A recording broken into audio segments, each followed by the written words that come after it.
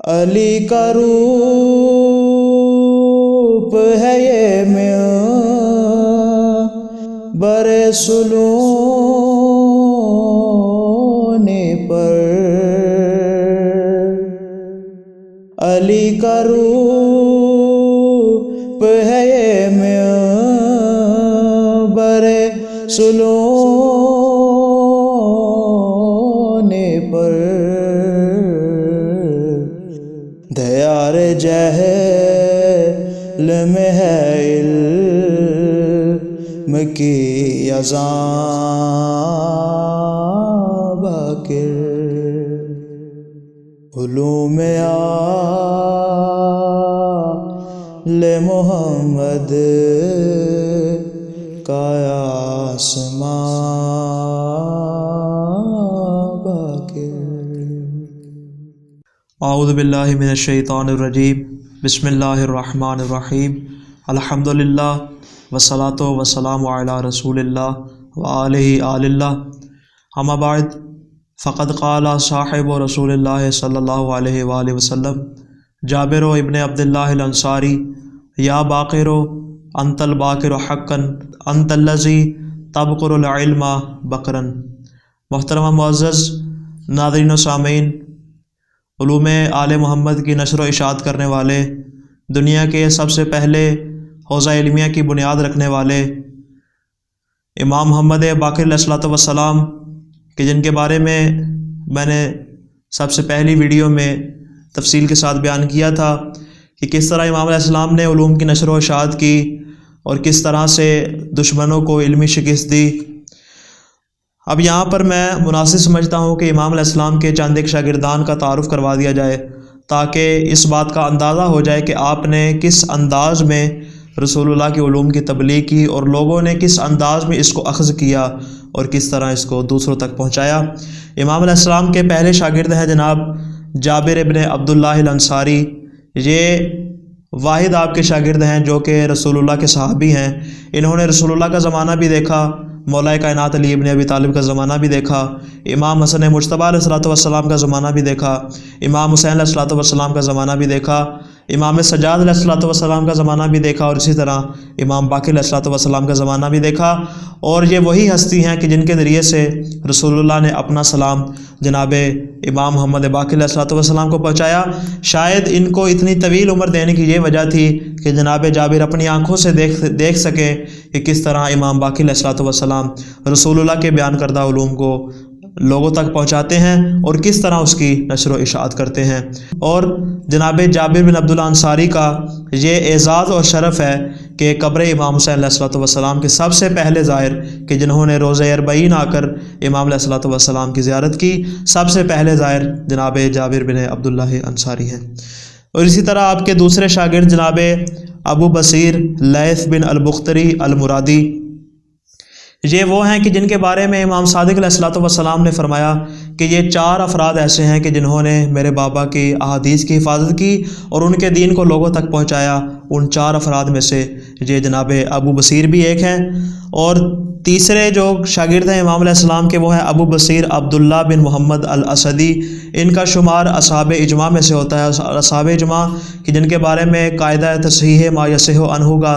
قاعدہ جاری ہوتا ہے، اور اس کی تفاصیل کتب رجال کے اندر تفصیل کے ساتھ موجود ہے کہ یہ قاعدہ کس طرح لاگو ہوتا ہے اور اس سے قاعدے سے مراد کیا ہے اور اس کا معنی اور مفہوم کیا ہے۔ اس کے بعد امام کے اگلے شاگرد ہیں جناب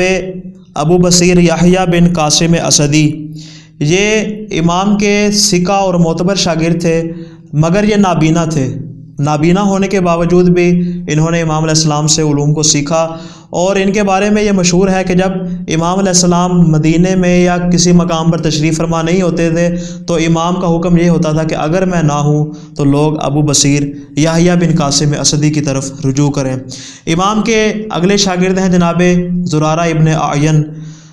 اور یہ سب سے زیادہ قابل اعتماد شخص ہیں۔ جناب زرارہ کے بارے میں امام صادق علیہ السلام کا فرمان بھی ہے کہ اگر یہ زرارہ نہ ہوتا تو میرے بابا کی احادیث ضائع ہو جاتی۔ اور جب کسی محفل میں جناب امام باقر علیہ السلام کے سامنے زرارہ کا ذکر کیا جاتا تو امام علیہ السلام مذمت کے الفاظ میں زرارہ کو یاد کرتے، اور جب جناب زرارہ کو اس بات کی خبر ہوئی تو امام علیہ السلام کو پیغام بھیجا کہ مولا آپ نے مجھے آخر کیوں اس طرح کے الفاظ میں یاد کیا ہے؟ آخر مجھ سے کیا غلطی ہوگی؟ تو مولا جناب زرارہ کو فرماتے ہیں کہ زرارہ بے شک تم ہمارے بہترین دوستوں میں سے ہو، مگر یہ دنیا میرے دوستوں کی دشمن ہے، یہ تم لوگوں کو کسی طرح بھی پسند نہیں کرتی، لہٰذا میں اس طرح ان کے سامنے تذکرہ کرتا ہوں تاکہ ہماری دوستی لوگوں پر ظاہر نہ ہو جائے اور تم ہمارے دشمنوں کے شر سے محفوظ رہ جاؤ۔ امام علیہ السلام کے اگلے صحابی ہیں اور شاگرد جناب محمد بن مسلم کوفی ثقفی۔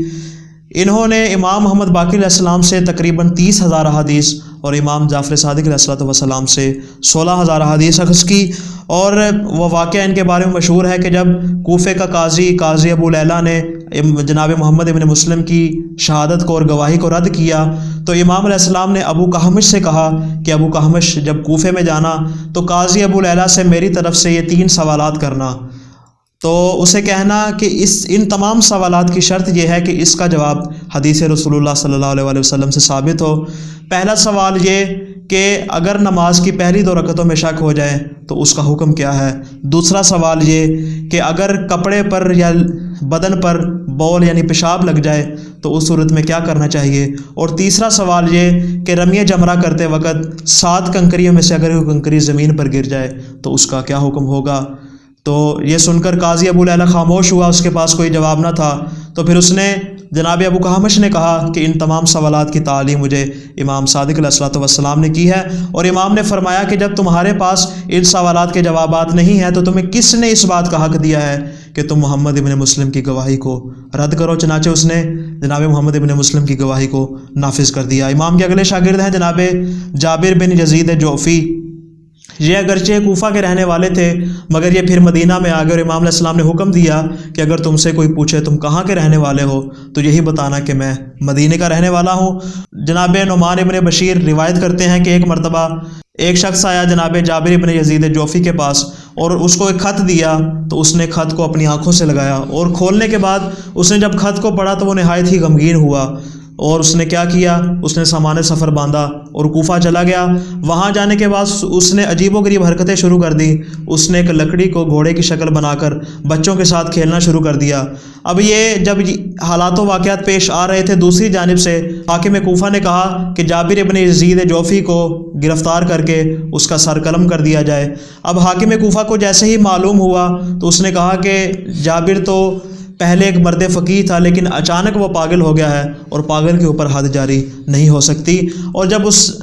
جناب جابر بن یزید جوفی نے دیکھا کہ امام علیہ السلام نے مجھے جو پاگل بننے کا حکم دیا تھا اس کی مصلحت یہ تھی کہ آج امام علیہ السلام نے مجھے ظالم حکومت کے شر سے کس طرح محفوظ رکھا۔ جو امام اپنے شیعوں کے لیے، اپنے محبین کے لیے، اپنے نائبین کے لیے، اپنے وکلاء کے لیے اس قدر محبت اور محنت اور شفقت ظاہر کرتے ہیں کہ ان کو دشمنوں کے شر سے محفوظ رکھتے ہیں، ان حالات میں خود امام علیہ السلام کس قدر بے کس اور مجبور ہوں گے اور امام علیہ السلام پر کس قدر سختیاں ہوں گی کہ جن کے تحت امام علیہ السلام اپنی زندگی گزار رہے ہیں۔ حکومتی سختیاں، حکومتی نظریں، حکومتی جاسوس اور وہ افراد جو ہر وقت امام کے دائیں بائیں رہتے ہیں اور آپ کی محبین کے ساتھ اور آپ کے شیعوں کے ساتھ ہونے والی ملاقات کو حاکم وقت تک پہنچاتے ہیں۔ ان حالات میں بالیقین امام علیہ السلام ایک آزاد انسان کی طرح زندگی نہیں گزار سکتے تھے، اور بالآخر وہ وقت آیا سن 114 ہجری کو اور 7 ذیلحجہ کو امام علیہ السلام بستر بیماری پر آئے، اور امام صادق علیہ السلام فرماتے ہیں کہ میرے بابا نے مجھے وصیتیں کی اور کہا کہ مجھے غسل و کفن دینا۔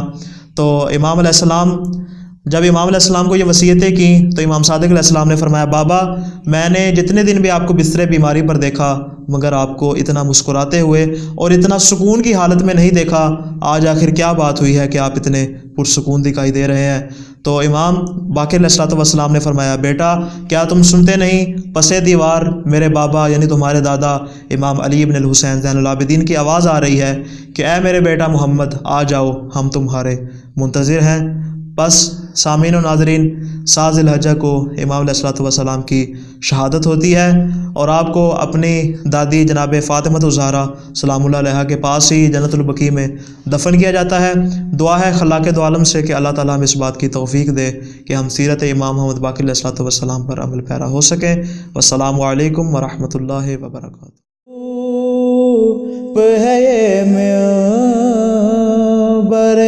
سلونے پر جہل میں ہے علم کی اذان باقر، علوم آل محمد کا آسمان